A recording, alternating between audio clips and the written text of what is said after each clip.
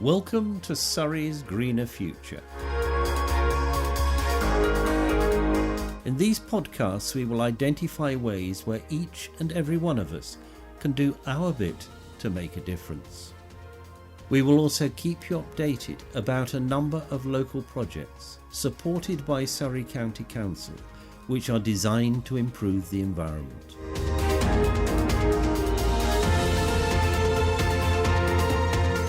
As part of the Surrey's Greener Future programme, the County Council asked for people to submit ideas for local initiatives. Representatives from the teams that submitted 10 of the ideas are meeting at a workshop led by Tisdall from Surrey County Council.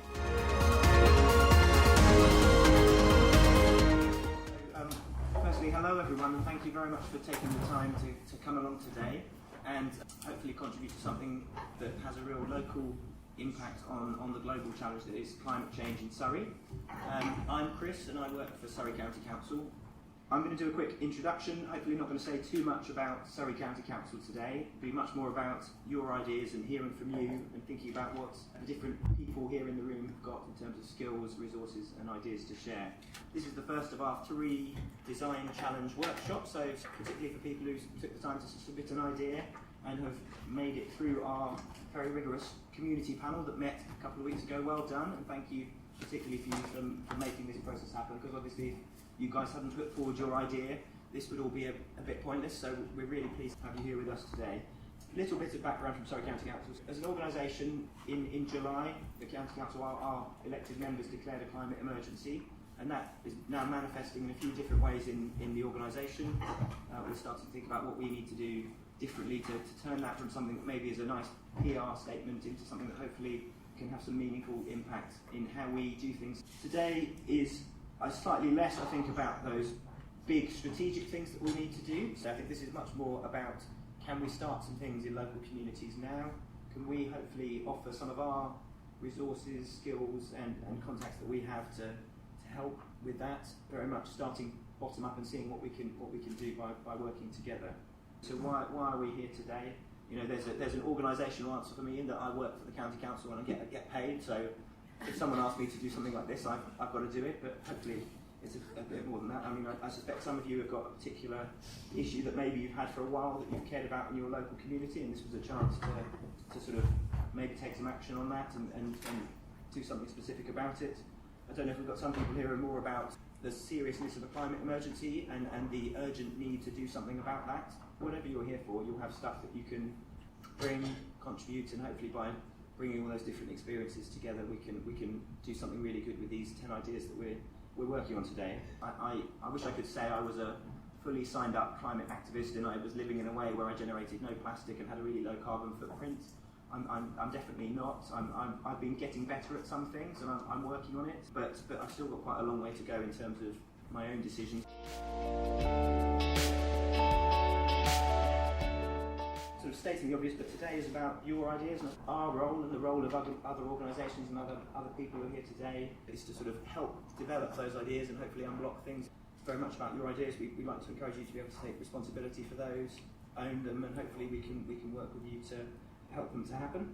Just really quickly, so who's in the room? People who have put forward ideas from a whole range of different places, representing different local communities across Surrey. We've also got people here specifically because they are interested in this initiative, care about climate change and want to offer their skills and experience and ideas to help develop the ideas. And then there's a smaller number of us who I guess are here to facilitate, enable, run the day. Hopefully we'll also be able to share our skills and expertise. Anna at the back, you may have seen that lovely tree that she's started to draw. So Anna's going to be keeping a graphic record of some of the things we talk about today, trying to draw out some of the key points and themes about the different ideas that we've got in the room, and also capture for us some of those things that might be key, things that would enable your ideas to be successful, and also perhaps those barriers that might get in the way if we don't sort them out. So that will give us a really good visual record of some of the things we've talked about, and also then something we can use to communicate to other people after today about what maybe you still need to help you to get your ideas up and running. Finally, what's the plan? This morning is going to be about connecting, meeting people, working out who's who, why we're here, what the ideas are, and then a bit of a chance to just share our thoughts around different people's ideas, hopefully be as creative as we can be in doing that. And then this afternoon, we're going to just think more specifically about what we need to do from today, what happens between now and the next design workshop, and what are some of the things that perhaps you could commit to take forward in those 3 weeks in between now and the next one.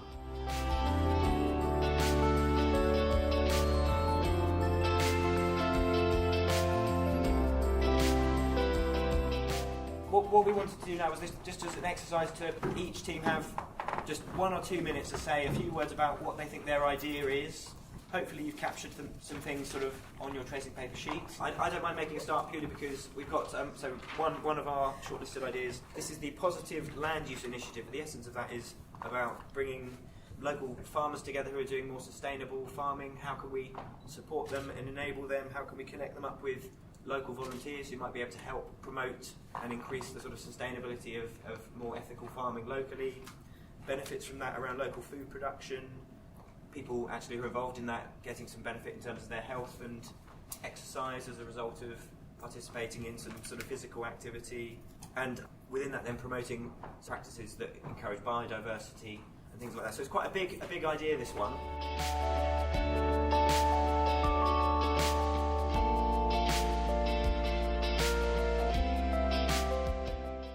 So this is from the Farnham Cycling Campaign. So our basic idea is Farnham's a small market town, but our pollution levels peak at 3 times the legal limit on many roads in the town centre, and that was measured in August, so that's a quiet month. So we've got, there's 4 new housing developments being built soon, a lot of new cars going to be coming into the town, impending gridlock. So basically our idea is based on what we have in London. It's safer to cycle in London, central London, than it is to cycle in Farnham. And everybody says that. So our basic idea is we want to replicate what they have in London. We want to build a cycle superhighway across the town centre. And we reckon we'd start small, make it successful, and then hopefully people will want more of it. So with a 1 mile cycle superhighway, we can link from 4 schools, a university, shopping centre, sports centre, 2 supermarkets, and the big train station, which has 500 parking spaces, so 1,000 car journeys a day in and out of that, just with a 1 mile cycle track. We wouldn't close any roads completely. The only one we would affect would be this one, Downing Street. I don't know if you're familiar with the one-way system in the middle of Farnham. It's a 2-lane one-way road, and what we would do is shut one of the 2 lanes so that it looks like that. Basic idea, but the traffic would still flow through. This lane that we're going to plan to shut is generally empty because most of the traffic goes up Downing Street, turns right. Only about 5% of the traffic goes up Downing Street, turns left. Apart from that, we wouldn't shut any roads at all. We would just build this segregated cycle track running from West Street right through up to South Farnham School, and it would link into the National Cycle Route 22, it would link into the Wayside Greenway, almost linking to the Scholars Greenway as well. So if we were to launch this, it got well used, then hopefully people would ask for more afterwards. And we'll be looking to use some of the funding from the housing developments that are coming online because they have to contribute to local infrastructure. But it's really how to make that a reality and how to make that happen is why we're here today.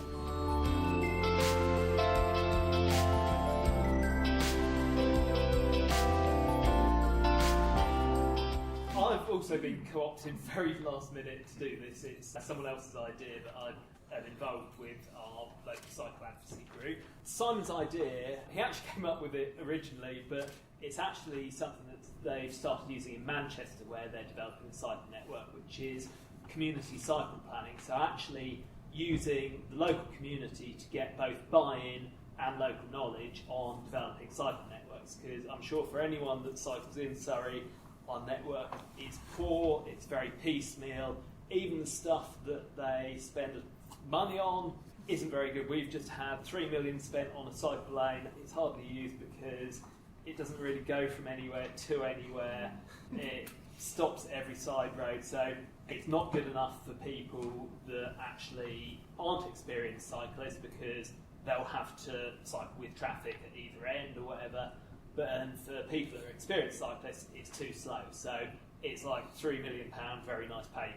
This is focusing on actually creating networks, and it's almost tying in with what Farnham are looking at. Obviously, what you get on main roads is actually fairly obvious what's needed. It's relatively expensive to do. This is far more looking at how do you create a network. If we look at where are the backstreet routes at the moment, maybe traffic wrap runs, or you just need a dropped curb, you need a crossing across a main road, and using people that actually live in the areas to help develop that, to work with the council and the borough for actually how do you tie the bits of okay infrastructure we've got and how you improve that, how do you tie that together and actually get a network that is usable, and you've got plans in place so that when funding comes up to the council, which usually comes up fairly last minute, they've got plans in place they can go out and actually hopefully try and get stuff built.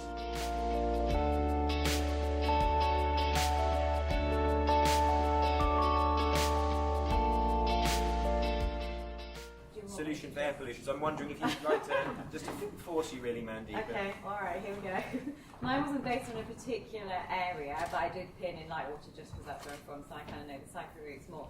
But it was about just trying to get cars off the road. So contacting businesses, finding the areas where the commuter traffic is the most, and finding the businesses that are causing that traffic, and trying to survey your staff to find out why they don't come by public transport or by cycling or walking. See if you can prove it from their end, like whether they can provide showers. Link them up with local cycle shops so that if people are saying, I'd like to cycle but I don't really know the best route, or I'm a bit nervous going on my own, they can then do a free let's cycle you all to work day. And then it's things like improving the cycle lanes I had in there, because Lightwater's got none apparently on the cycle infrastructure map. Trying to share cars, so businesses again could try and encourage that, offer incentives to get people to car share. Making sure there's pavement, cycling, the school walking bus, so if there is pavements or even a cycling little bus for them, trying to encourage people to pick up the children en route, and making sure that there's cycle storage and parking at both ends, or even businesses having rentable cycles and e-bikes and things like that.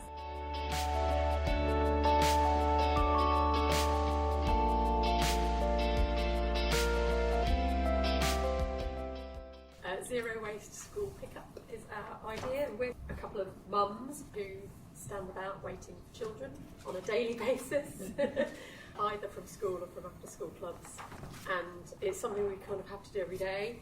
We like to be more efficient in our use of time, our use of money, and we'd like to be more green. We don't currently refill containers because that involves taking them to a specific place, like a kind of zero waste location with armfuls of containers.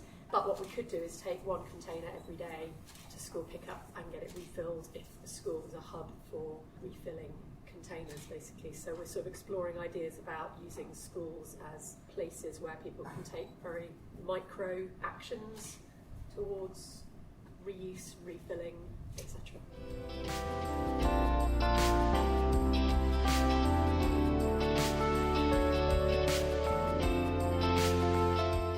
Make better use of the roundabouts around Surrey, so it just involves planting more wildflowers and just improving the overall kind of appearance.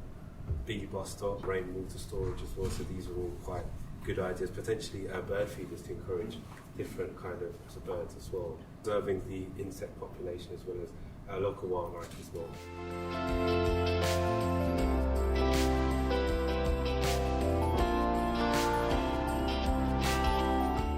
This is not something that I can claim the credit for. This is not my wonderful idea. And equally, planting trees also is not a new idea. But this is something that we've been doing at our Residents Association very successfully over the last 18 months. We've raised some £15,000 via lottery funding, Tesco Bags for Life and other initiatives. And what we want to do is we want to replace the dying street trees in our neighbourhood. And we've been doing that quite successfully. We've come across a lot of issues between who is the ownership and control between, say, Reigate and Banstead, between Surrey County Council, and to a certain extent between highways as well. So if you want to plant trees, you may need to go to one of those three, and it's not always clear who to go to. And since Surrey are now talking about having a 1.2 million tree planting initiative, if they want to find the space for those trees, they're going to need to tie up with borough, they're going to need to tie up with highways, and even better if they all come and talk to local community groups, because where do you want those trees? There'll be a lot of people who don't want a particular tree right outside their home, for example, and maybe if you talk to them and involve them in the process and that was some sort of dwarf tree or something that they found more acceptable, that's why you need not only the input from the various authorities, but you also need the local input from the residents on the ground. So what we're here today to really do is see how we can grow this idea, but also how can we make contacts with the various bodies that we need to ensure that we get the coverage that we need within our area. And once we've done that, where can it go? And it may well tie into unproductive farmland, which I believe you raised earlier. So we have a lot of that along borders of big A roads and motorways and so on, and whether the farmers would be willing to then give up portions of that land, and then we could have that unproductive set of land to then plant. Not only does this reduce noise pollution, which has all sorts of other health issues, but it would then clean and cleanse the air and disrupt the air patterns as they come through the trees. So there's a lot of very good reasons.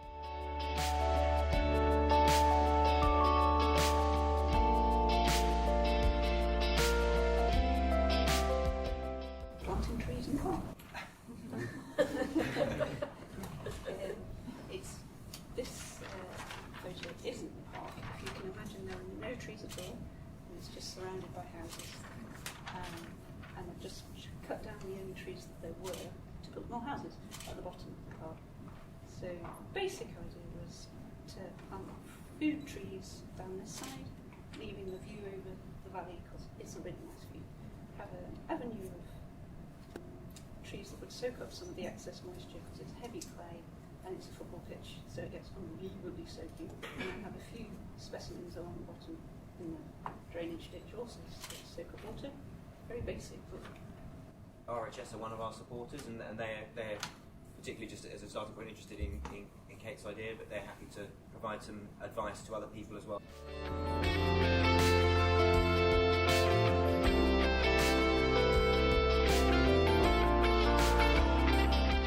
We are two mums from school, and we currently head up the green team at Shop and Loan for the school, which is a new initiative that we started just last year to reduce single-use plastic throughout the school. Another issue which really neatly ties in with reducing single-use plastic is the fact that our schools cannot currently recycle their food waste efficiently because it costs them extra as they are classed as a business, when clearly they are not a business and they do not have the additional budget to recycle food waste. It's a block that our head has come up against. But we've got lots of ideas. So at Shottingham Infants we already have a gardening club with a veg plot, and we use the veggies to make stews and soups over winter for the children. We already have a composting box. We'd like all schools to have this. It's a lovely thing for our children to be doing, is to get their hands dirty, instill them in with a love of the environment young, so that actually when they're growing up they have that fear of loss of the environment, so they want to protect it and they are emotionally invested. Gardening club, compost heap. Ideally we'd have a wormery and a mulch pit, and obviously a food waste collection. We thought another thing that we could do is bulk buying within the school, so we're going to talk to the people who deal with those contracts.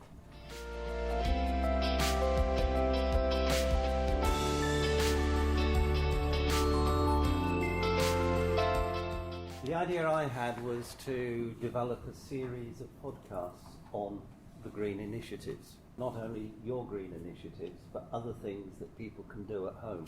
So, for example, as this programme progresses, to talk on a regular basis with each of the initiatives here and put them out as a collection in podcasts. Look at the things that people at home can do to improve their environmental profile.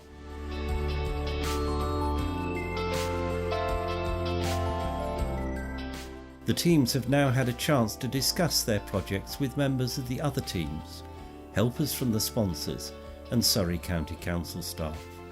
This has enabled them to identify additional planning that is needed, and also whose support will be needed for the project to succeed. They are now feeding back their plans for the next 3 weeks. First off, we hear from Solution for Air Pollution.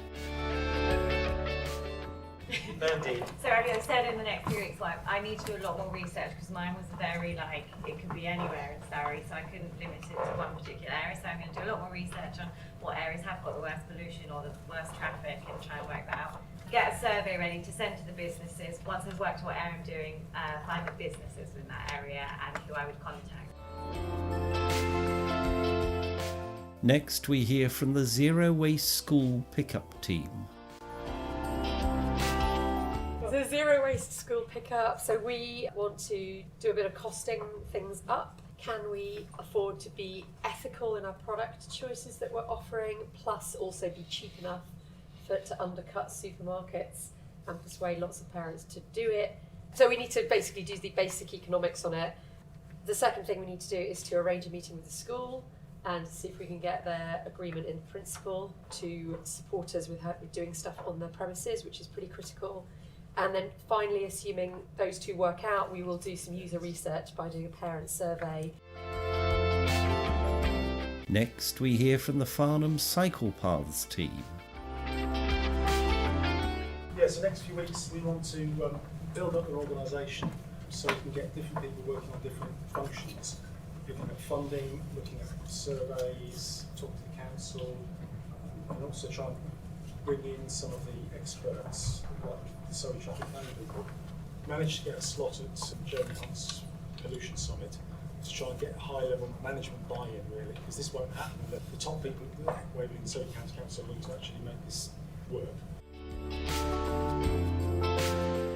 Next, we hear from Wildflowers on All Grass Verges and Roundabouts to Protect Habitats team.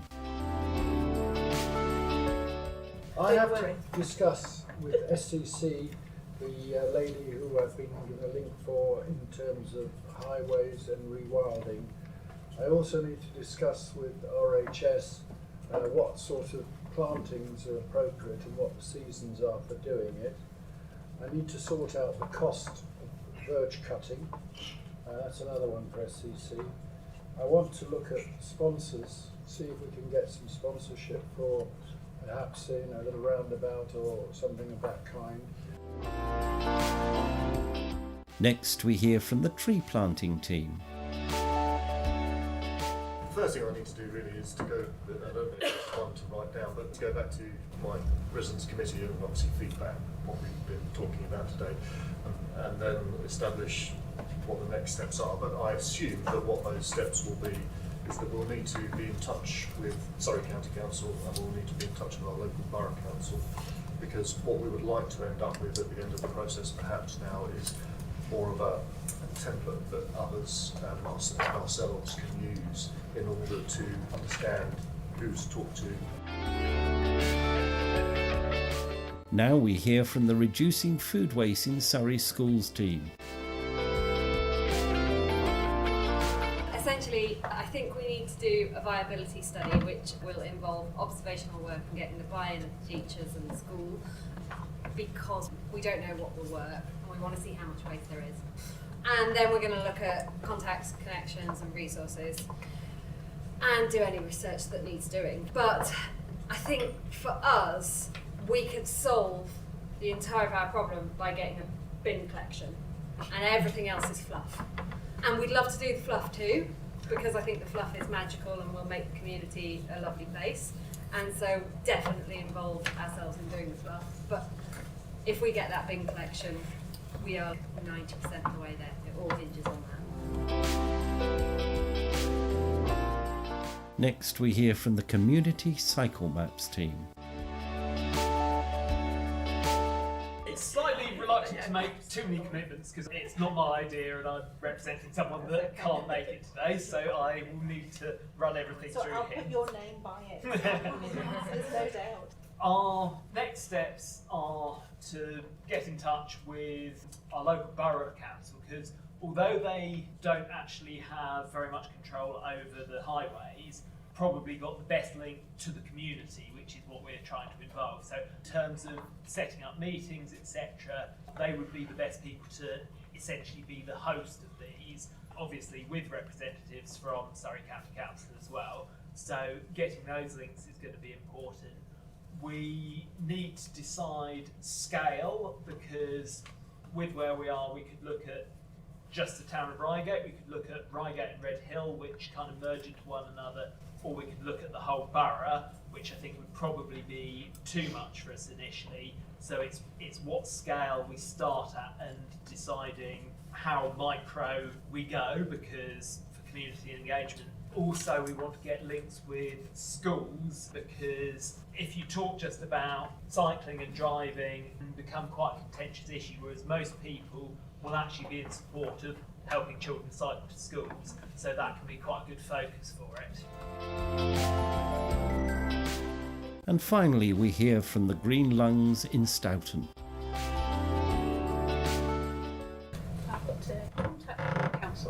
planting permission, meet the RHS about tree decisions, type, number, soil conditions, that kind of budget, finding funding locally and contacting community groups, and I thought they probably tied together.